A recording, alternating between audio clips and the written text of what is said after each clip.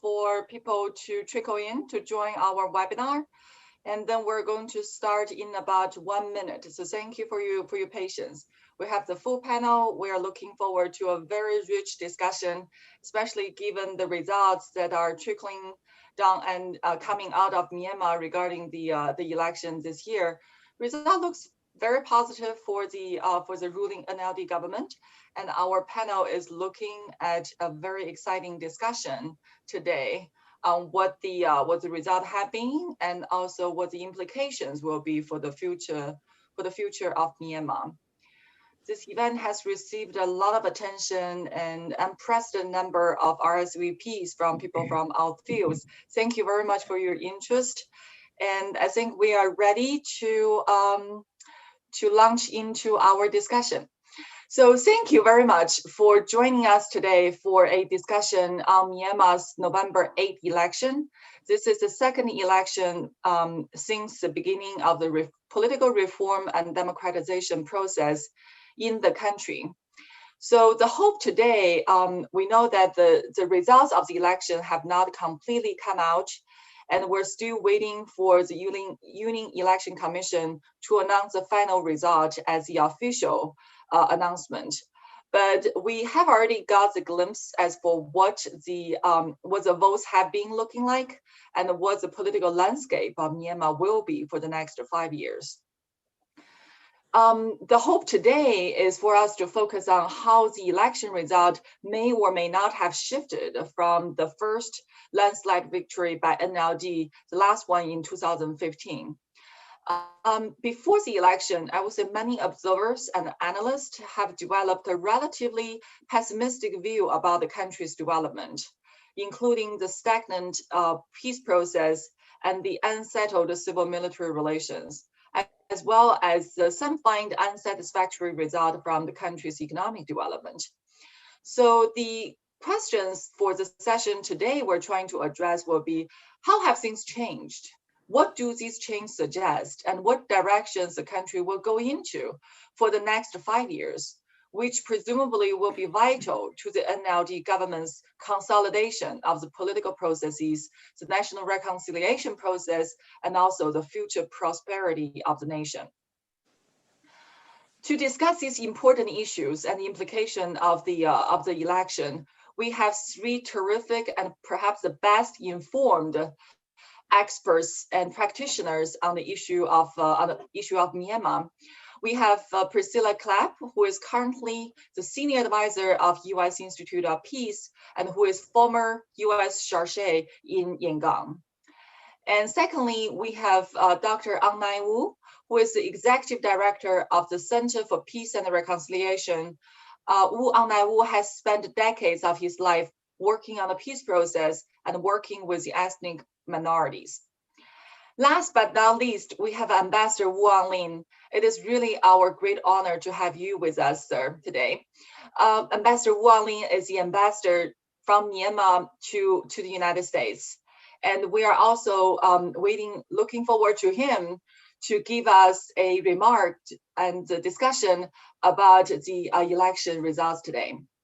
So to begin the panel discussion, first I would like to invite Priscilla to give us your readout of the results of the election and your impression of the political landscape in the country, as well as the implications for the next 5 years.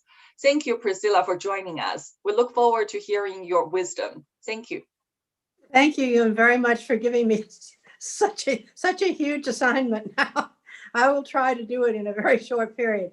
I'd like to start with just a series of general remarks about the election. First of all, it was a huge turnout.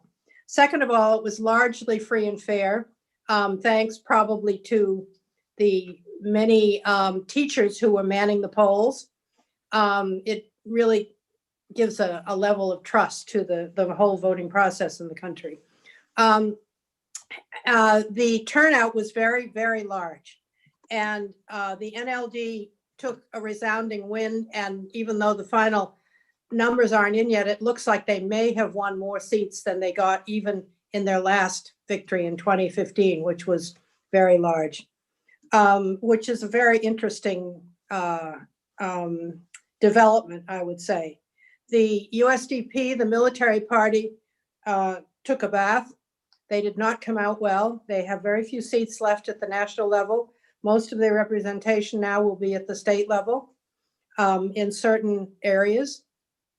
The ethnic parties didn't do as well as expected at the national level, but they still have good representation there. In some respects, it's better than the military, quite a bit better than the military did. If you put both the Rakhine and the Shan, the SNLD and others together, they have probably more votes than the military at the national level. At the state level, they did a better job, and that's the area that I would like to watch going out into the future, because it's really important for elected officials to begin getting a grip on the state level governance and beginning to strengthen their ability to govern at that level, because that's the future of a federal system in the country.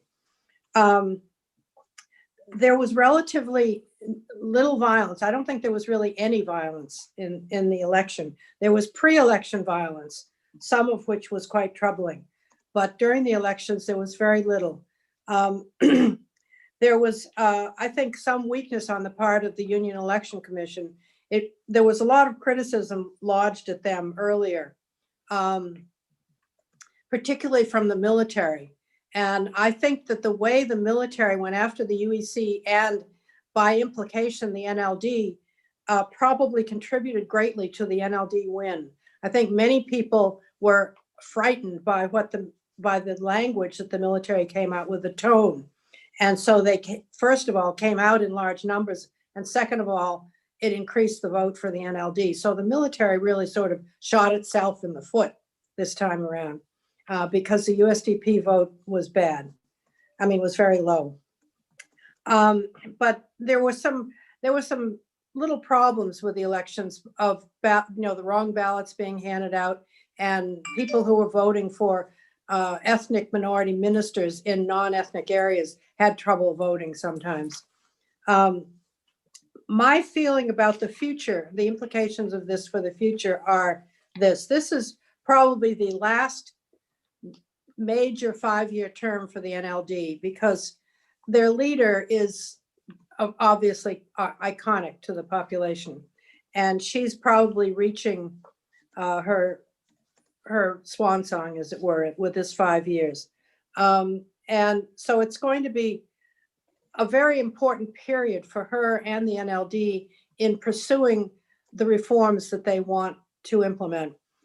Even if they can't make major changes to the Constitution, which is very difficult with the military holding a veto power over it, there are many other changes that they can make to the laws, to the economy, to the pursuit of federalism and various other things. And I think one big area that they need to focus on is a reorientation of the peace process. And I will leave that to Dr. Aung Nainu because he knows it much better than I do. But my feeling is that the peace process has basically been hijacked by the military. And it's been kept totally focused on military issues and the question of demobilization of the ethnic armed forces. And it hasn't addressed the major issues of economic distribution and political and so forth, and federalism, all of these issues that are of concern to the civilian population. And it really, the military has held that up in the way the peace process has been structured. And I think it really has to be split apart and that there has to be really serious new focus on those issues and let the ceasefire negotiations go forward on their own. I'm very concerned about what's happening to the non-state armed groups. The militias that have been created by the Tatmadaws, border guard forces, and as subsidiaries of the Tatmadaw, are turning into criminal groups, armed criminal groups, and they're hijacking parts of the economy. They're grabbing land. They're doing all kinds of really, I think, negative things along the border, particularly the eastern border. And some of this is now being replicated by the ethnic armies themselves. So there really has to be some very serious attention to that from both a political perspective and a law enforcement perspective. And a lot of the responsibility lies with the military, with the Tatmadaw. They're shirking their duties, I think, to the country's security and sovereignty. Now, I will end there and let my friend Dr. Ong Nai Nu continue with the details. Thank you, Priscilla, for that very comprehensive overview of the processes of the elections this year. Ong Nai Wu, you are based in Yangon, and you probably have witnessed every polling station and the activities on the election day, and also the reactions from not only the Burma regions, but also the ethnic states in the past 2 days over the result of the election. Can I ask you to share with us your observation and your thinking about this election and what it means for the future of the country? Thank you. Thank you for inviting me to speak. I think Priscilla laid out the situation pretty well. Of course, NLD, the National League for Democracy, exceeded the expectation and won, of course, overwhelmingly, more than they did in 2015. As we speak, NLD supporters are out celebrating. But this NLD win was not, it's not unexpected. It was expected, but it wasn't expected that NLD would be winning this much. Okay, results are yet to be certified, but clearly NLD has won more than they did. They have more than enough to form the government. But what I'm really interested in is what's next. There are a lot of questions in terms of geopolitics, in terms of civil-military relationship, peace process that Priscilla touched on, and the issue of the economy, COVID-related economy, relationship or the reconciliation with the ethnic groups, and the constitutional change that the National League for Democracy has worked on. So going forward, there are a lot of concerns. NLD is celebrating on the ground, but in the minds of a lot of people, they are thinking ahead. For instance, like NLD failed to gain any advance in terms of a constitutional change, especially some of the major issues. And the relationship with the military is, according to analysts in the country, has got worsened. And the peace process is also to be fair. They only gained a modest advancement. And of course, the relationship with the international community is one of the key issues with the issues of Muslims in Rakhine, the ICJ, the relationship with the West. All these things are pretty much are going to be, for now, going to be the same. They are pretty much omnipresent as we go forward. So how is NLD going to handle these issues? How Daw Aung San Suu Kyi is going to use the legitimacy to from the election win to carry out the issues that she has not succeeded in the past 5 years. These are very, very important issues, especially the most important issue is the civil-military relationship. The analysts in the countries have talked about the time, a few months, perhaps, after the new government, or again, NLD is installed in April. In May or June, the commander-in-chief is supposed to be retired. There are questions whether he will retire, whether he will remain, whether he will become the next vice president, whether he will take the executive position within the government. All these issues, if if he remains as a, say, the commander-in-chief, what happens to all these issues that the NLD has talked about, aspire to make changes. But one thing is very clear. One thing is very clear. The NLD win is, there are many analyses, but for me, there are two very important sort of takeaway from the election. One, Aung San Suu Kyi popularity remains so huge. We have been under the military. The Myanmar spent decades under the military rule, and people have not forgotten about it. Although USDP is not military, USDP may be semi-military, but they were not the military. USDP did well while in power in the 5 years term, but USDP was considered part of the military.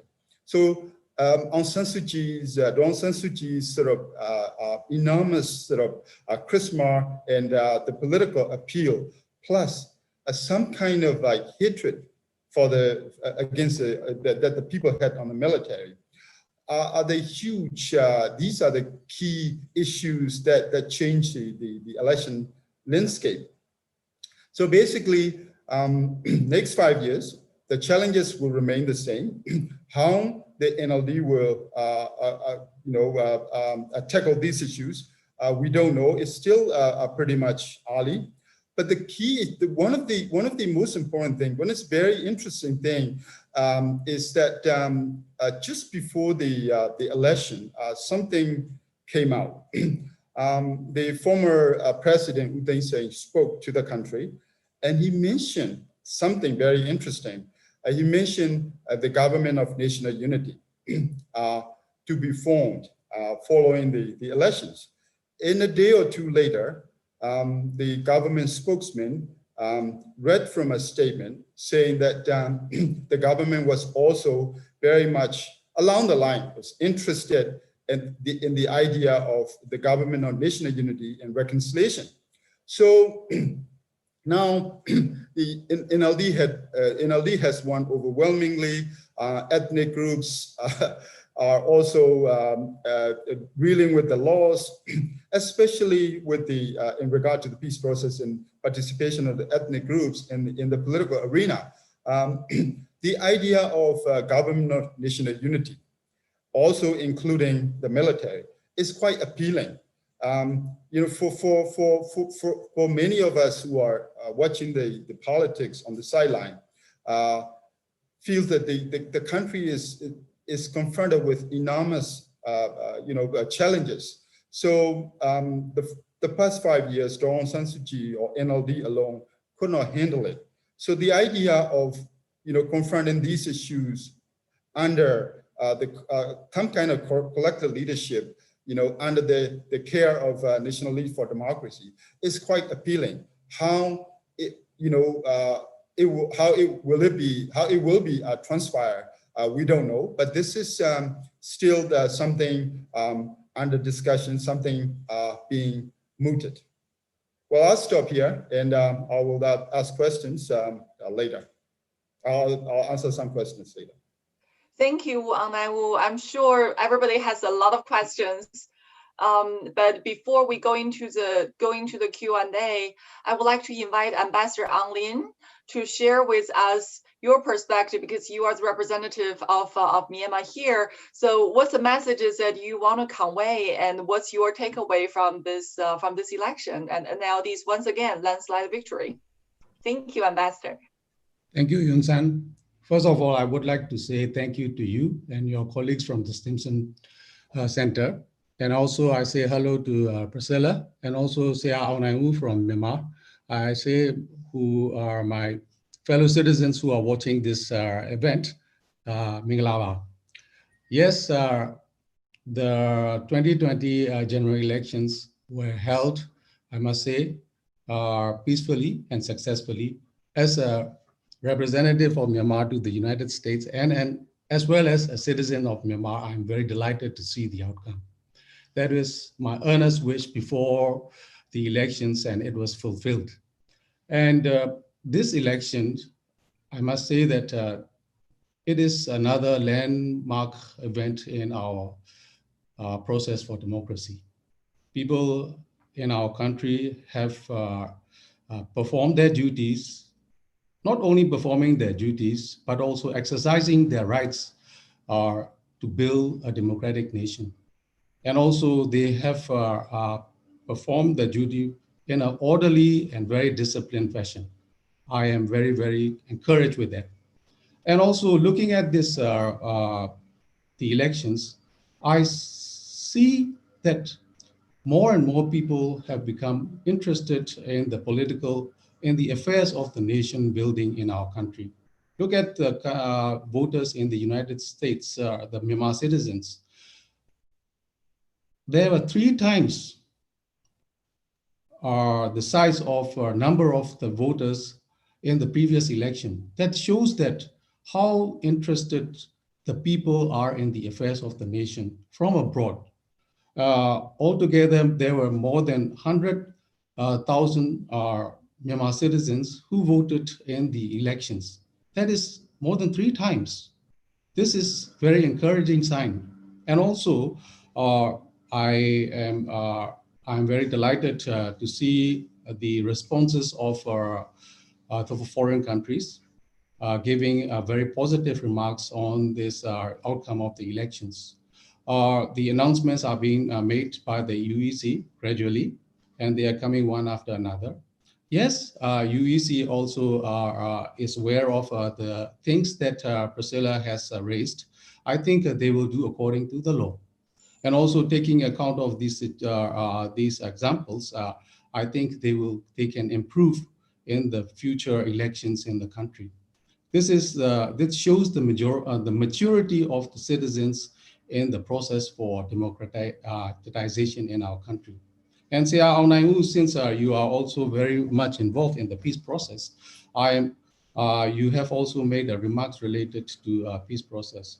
It's a modest, you say that there's a modest progress, but how you will know how it was so difficult to reach this modest progress in the process, where many of the entities in the past were unable to come to the political table dialogue, only where it was at the time they discussed about the ceasefire. This is the political dialogue that have started during this in the 5 years. I think you know more about this issue than me, and I think you can elaborate more to the viewers on this subject.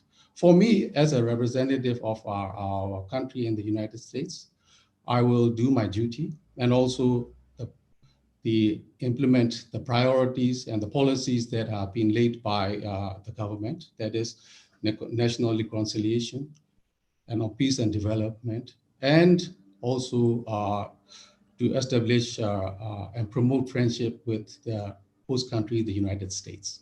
That is my observation, and I am very happy to see all of you. Thank you. Thank you, Ambassador Juan Lin. Thank you for that very And encouraging. one more important thing that is left.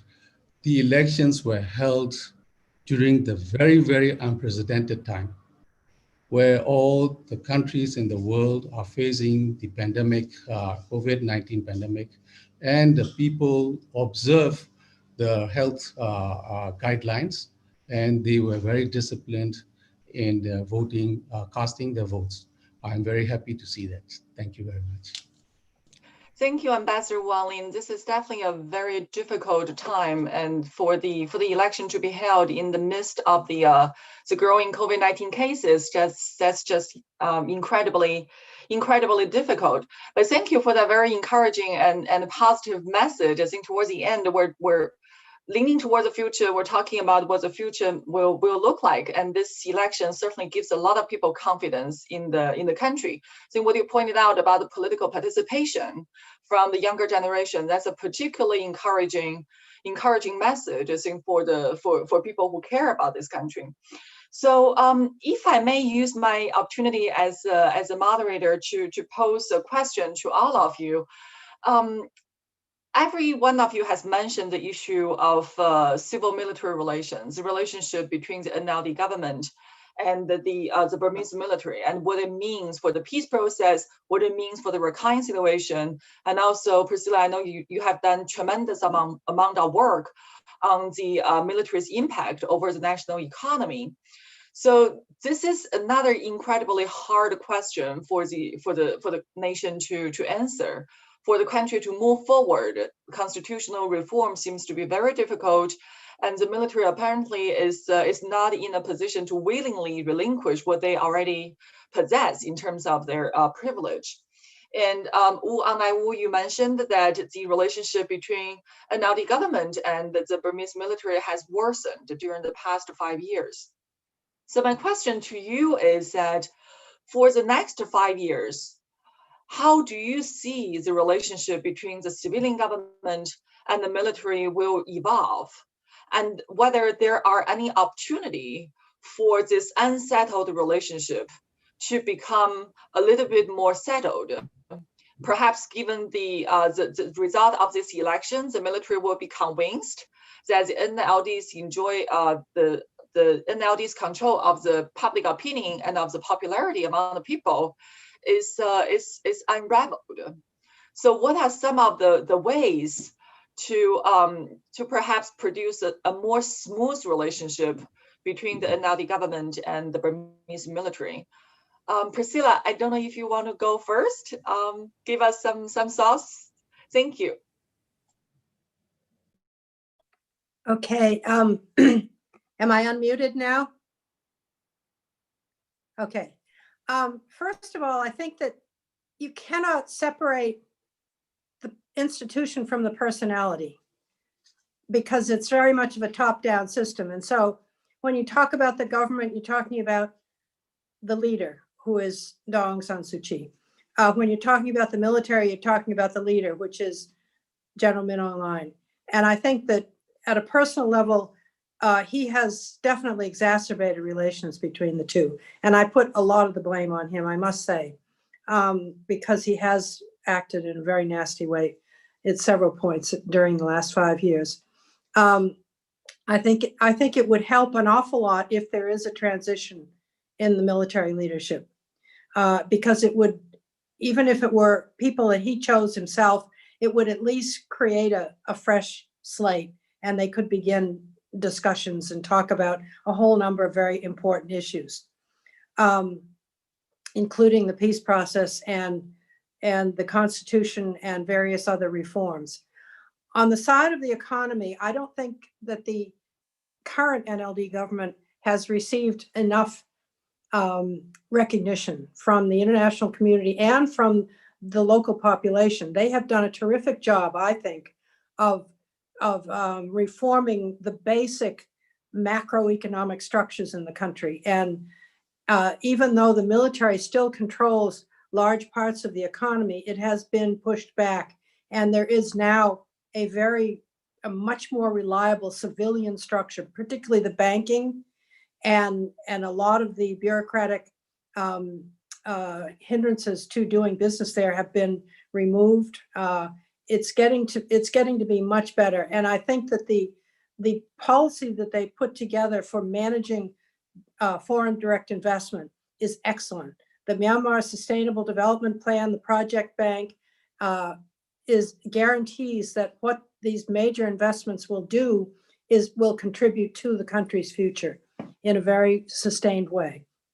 This is really important. I haven't seen any other country do that, particularly when you have so much pressure coming from China for investment. That's good. And finally, let me just mention one thing. The NLD ran some Muslim candidates in this election, which was a brave thing to do and very important thing to do. And they won their elections resoundingly, which is really interesting.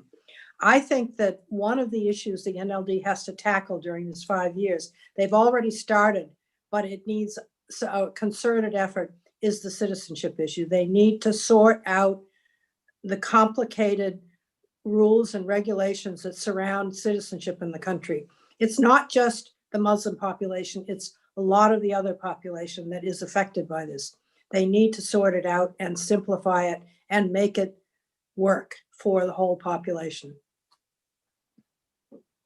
Thank you, Priscilla. I think for the issues related to the project bank and now the management of the foreign direct investment, I think you have played an intrinsic role in that process. So congratulations and thank you.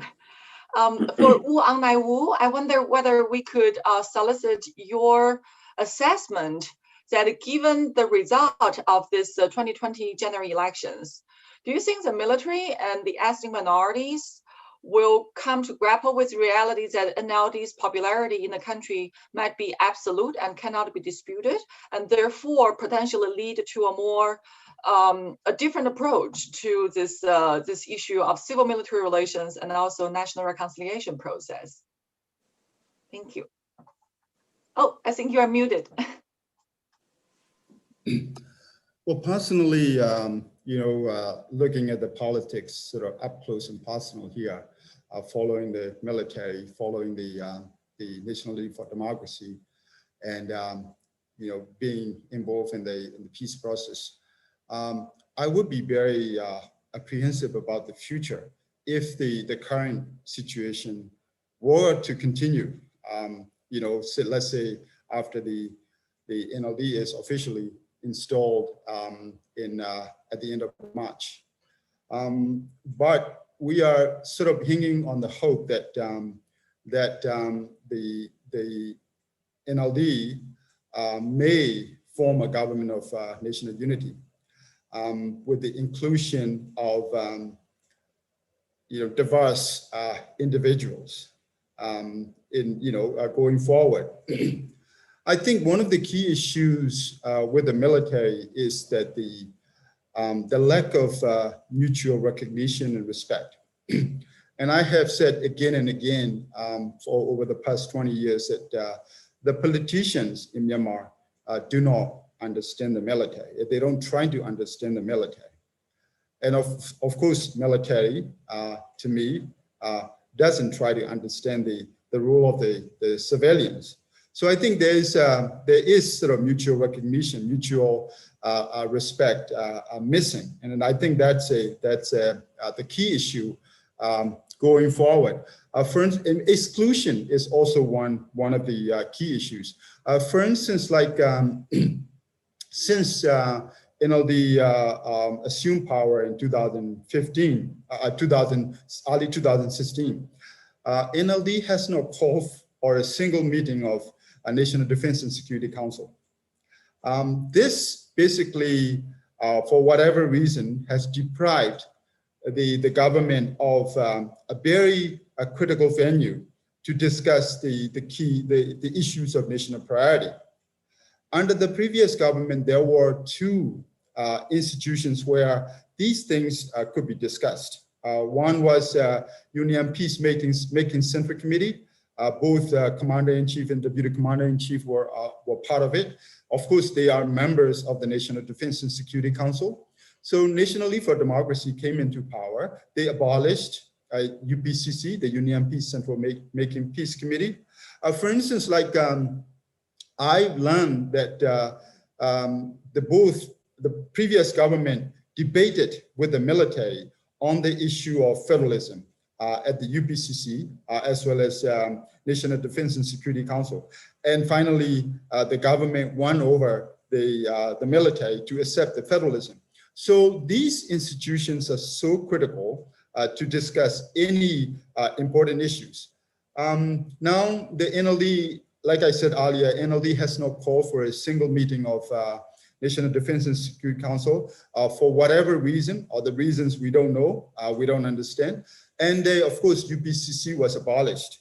So, so for the past 5 years, there have not been any venue where the Aung San Suu Kyi or the National League for Democracy could have meaningful discussion with the military. So I think institutional setup. I mean, for instance, like peace process, who are actually involved from the Damodar are lieutenant generals. They're very good people. They're very clever, very well-versed in politics, very well-versed in what they're doing.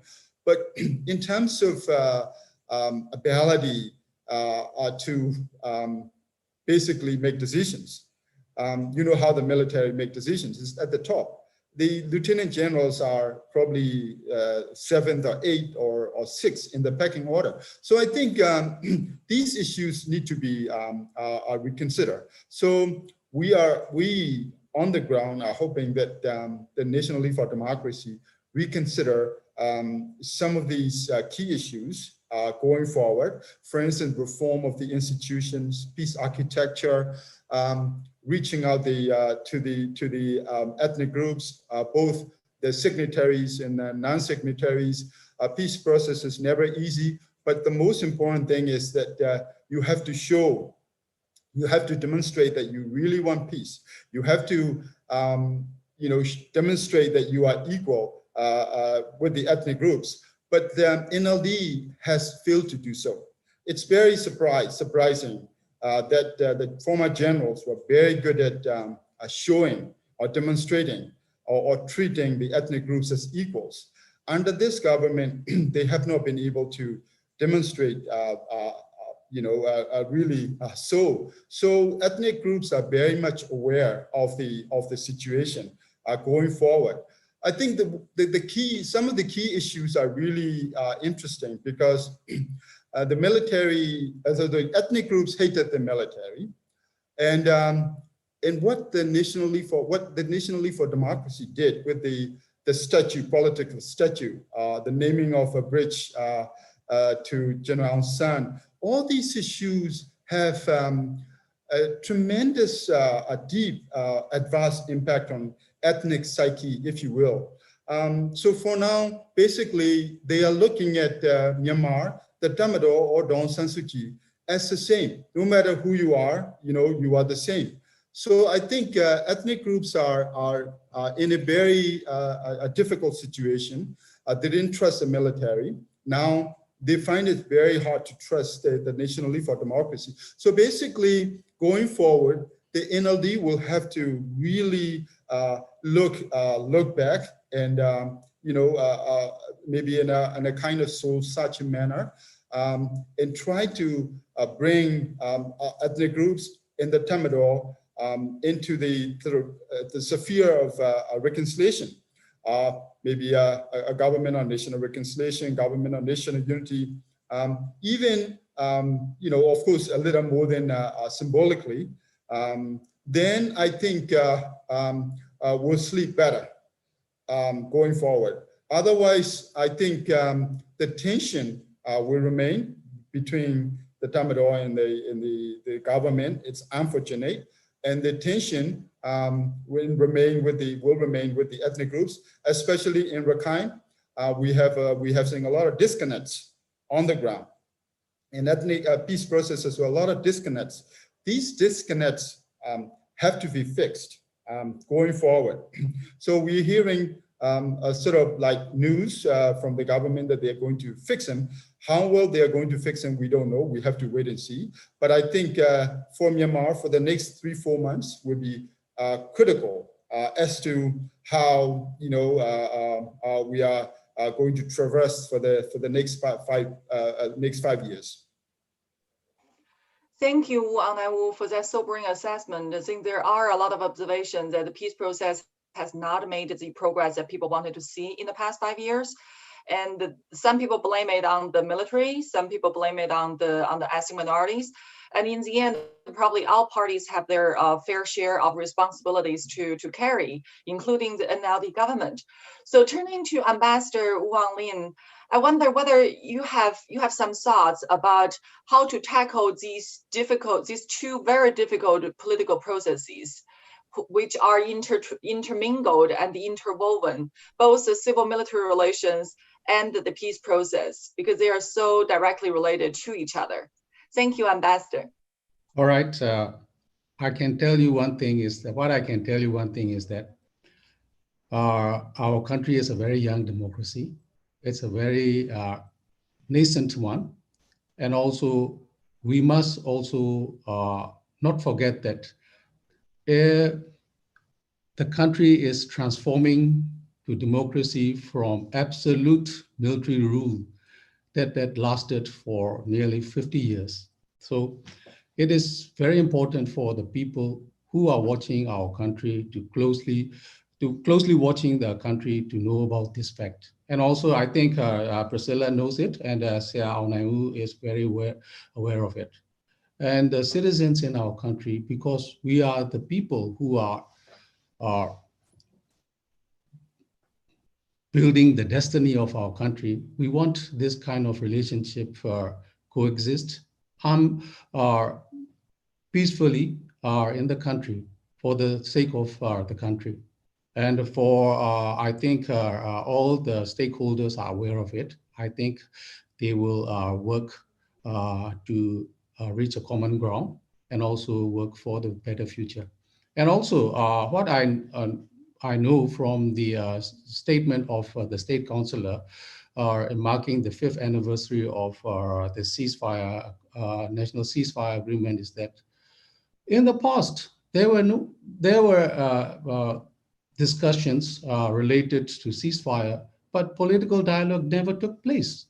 Maybe U Aunaiu can elaborate more. But what I learned as a layman and as a fellow citizen, just an ordinary citizen, is that to reach this political dialogue is a very major step in the peace process. That is what I know, and also I am very proud of. And I think this will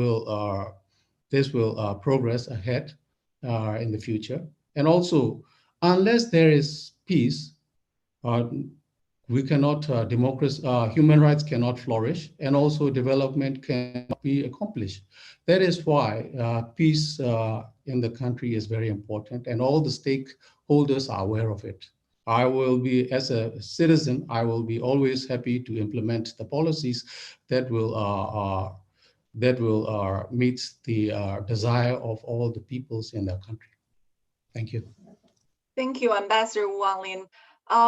So I wonder whether our panelists have any comments or any reactions to each other, anything that you want to express. Sia Aunaiu, I think you are still muted if you wanted to respond. I mean, what I want to say is that you know, I agree with the ambassador. But the most important thing here is that the people have given another 5 years to the National League for Democracy. This is a huge opportunity for the National League for Democracy to take advantage of the legitimacy, the support, you know, to make things right, to include as many people as possible, because analysts on the ground have often said that the previous government, especially when it comes to the peace process, was better at making enemies friends than the NLD. So I think these are the things that, you know, the government should take heart going forward, because you know, having been involved in the peace process, you can look at the conflict landscape. You can just imagine the kind of the stability and prosperity that we can bring if we can bring, you know, all these ethnic groups on board. For instance, like the war economy, the conflict economy is in the billions. The drugs, it can be anywhere be like 30, 40, up to 70 billions. A few years ago, a couple of years ago, the drug in the northern Shan State alone was worth more than half of our official GDP, you know, $45 billion. So these issues really need to be tackled.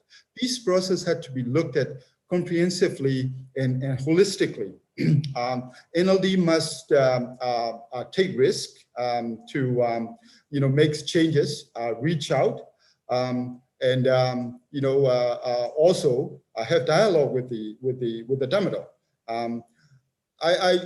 These are really critical sort of elements going forward. So we are here on the ground. We have fought for democracy for so long, and we are happy to see the country going forward, and the opportunity is within our grasp, and we don't want to lose it. That's why we are a bit apprehensive about the past 5 years, and how we are going to take advantage of the next 5 years.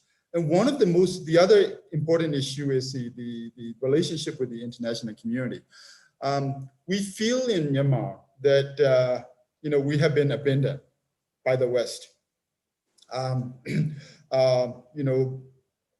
The Rakhine issue, the Muslim issues, and maybe many other issues.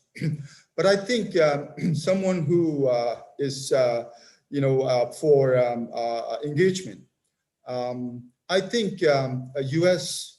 especially, you should really start rethinking,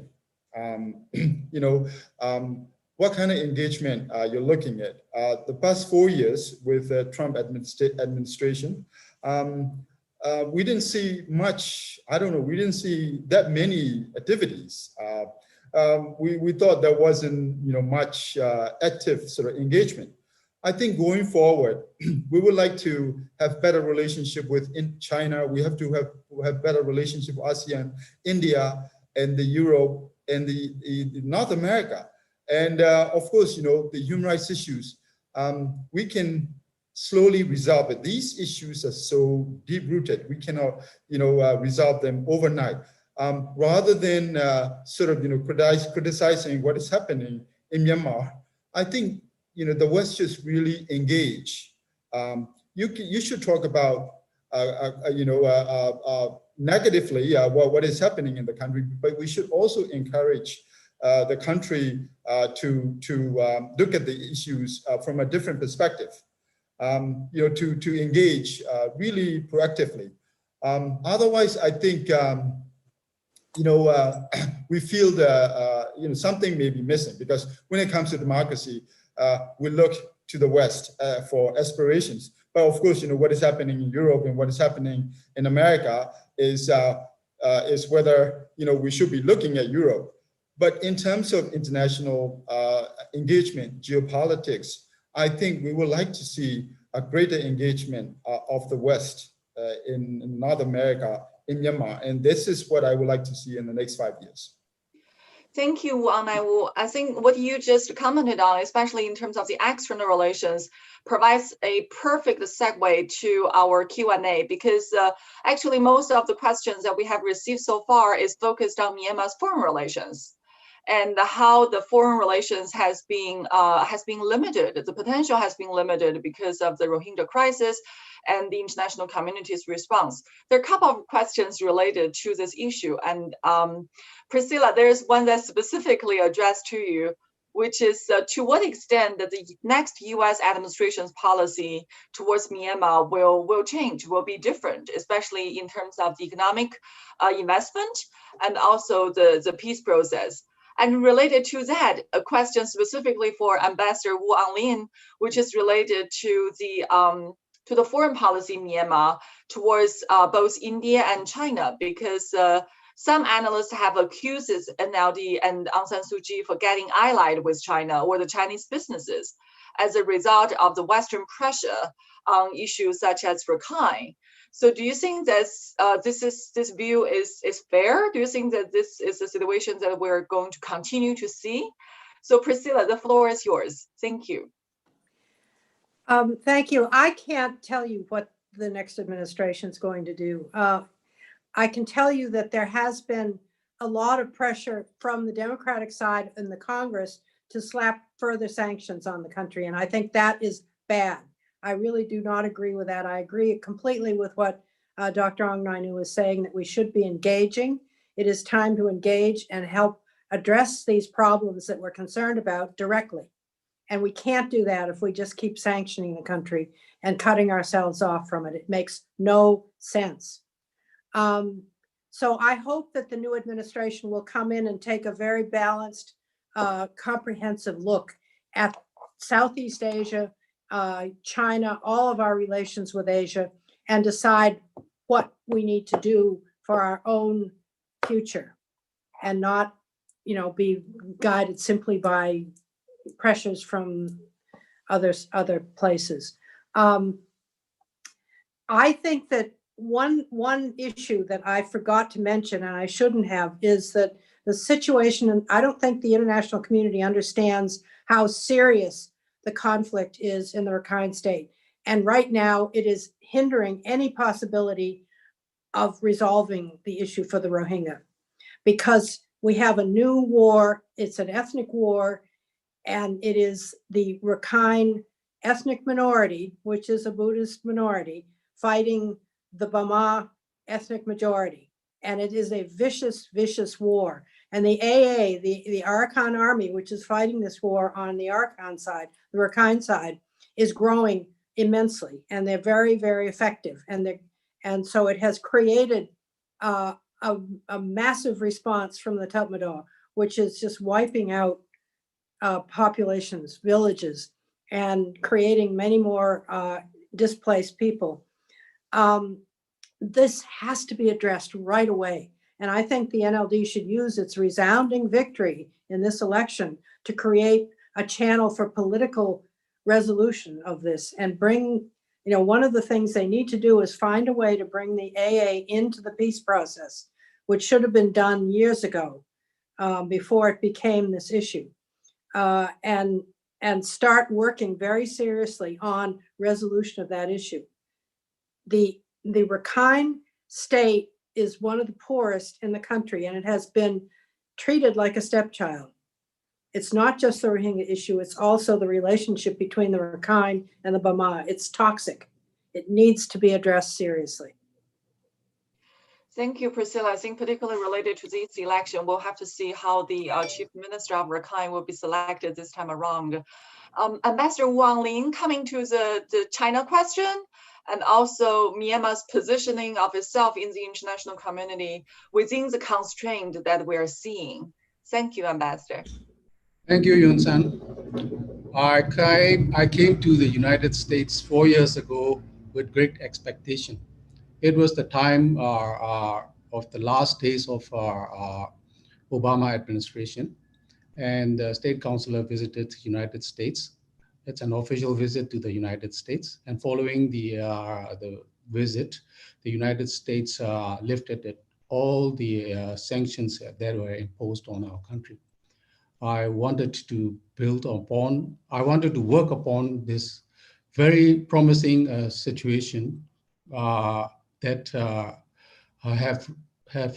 has resulted after the visit of the state councilor. But it was so unfortunate that we were not accomplished. I am not accomplished as what I wanted to see. Well, I am still trying. We had this following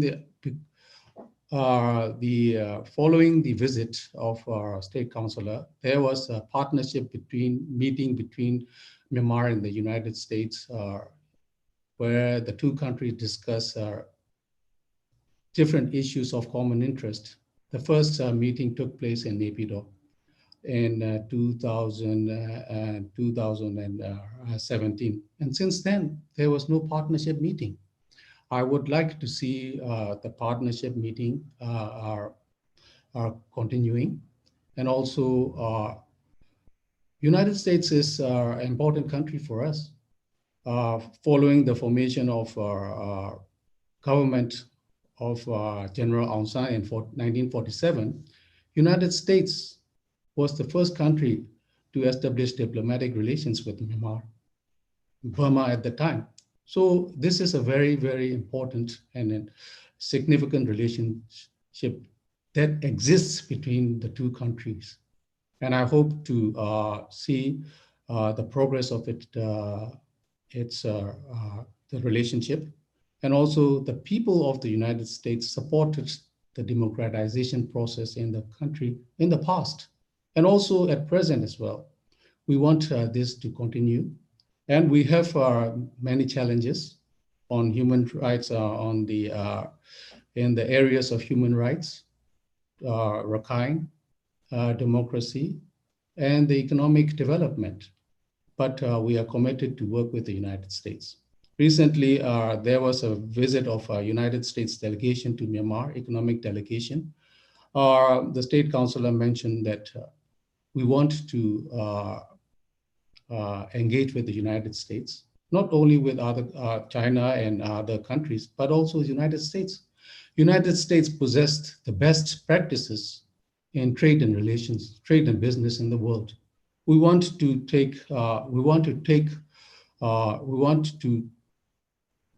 United States as a role model in practicing, in producing good practices in our country.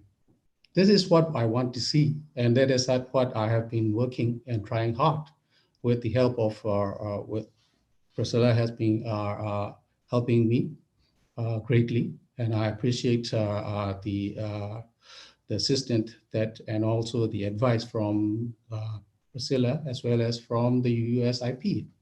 USIP will be formally concluding agreement with Ministry of Foreign Affairs of Myanmar to formally engage its activities in our country. That is what I want to see the future of our country and in relationship between Myanmar and the United States.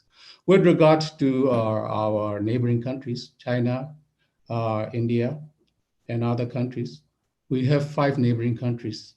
Our foreign policy is to have good relationship with all the neighbors, all the countries in the world, especially with our neighbors. That is the reason why we have good relations. We maintain good relations with the People's Republic and also with India. With regard to the Rakhine State, we know how serious this issue is. That is why we are dedicated to resolve all the issues related to Rakhine State, not only the migration issue, development, ethnic harmony, and also religious harmony, and also what you call harmony among all the communities in the Rakhine State. I think United States can play a very important role in this regard. Thank you, Ambassador Juan Lin. We certainly hope that the momentum for engagement will continue and hopefully strengthen under the next administration. We have 3 minutes left, so there are a couple of questions in the Q&A that's focused on the Rohingya issue specifically, and on the difficult question of repatriation. So it's certainly another complex issue with deep historical roots.